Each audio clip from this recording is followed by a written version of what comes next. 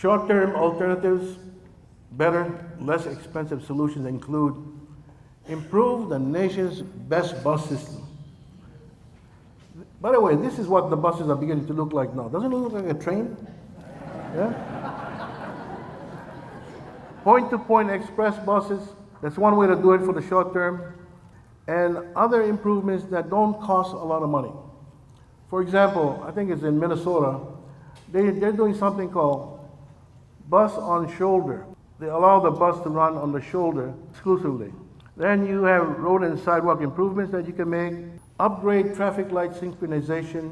Engineers in my truth squad tell me that the city's traffic light synchronization is about 15 to 20 years behind.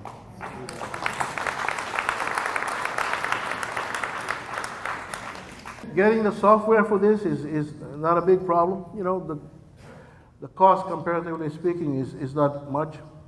And you'll have to train maybe about 50 or so staff members, because right now they got about 6 guys here, and they just, you know, can't do the job with that kind of staff.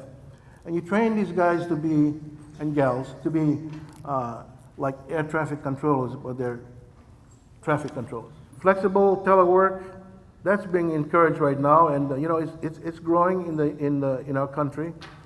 And perhaps a flexible 4-day work week. These are inexpensive, they don't cost money, and put together, they can be very, very effective in alleviating traffic congestion. The long term, develop bus rapid transit.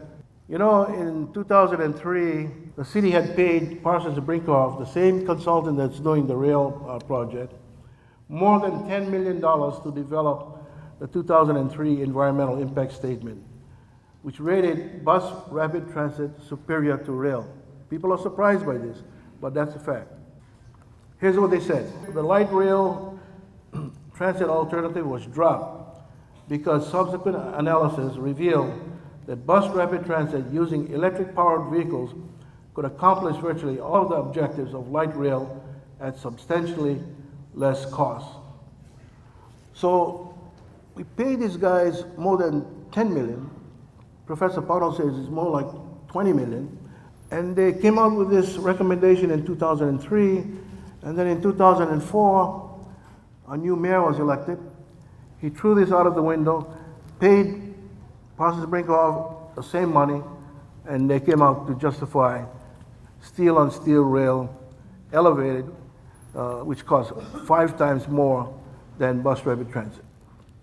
Here's some examples of bus rapid transit. You see the buses here. This one runs down the center lane, and they have a dedicated lane, so it allows them to travel faster than the traffic, which is all stuck here. This is an example of an electric-powered bus. These are coming out, now used more regularly. This is the future. Technology, as it develops for the car and bus, are far outstripping the development of technology for rail. The city is proposing a rail system that has a third rail. Someone told me, this guy was for rail, and he said, Ben, you can't accept the fact that rail is a paradigm shift. And I said to him, I agree with you, rail is a paradigm shift. 2 centuries ago, when they settled the West, Now, some places need rail.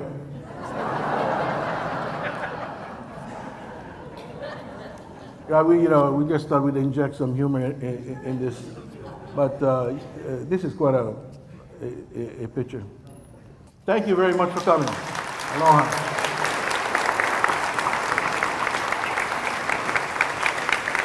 Thank you.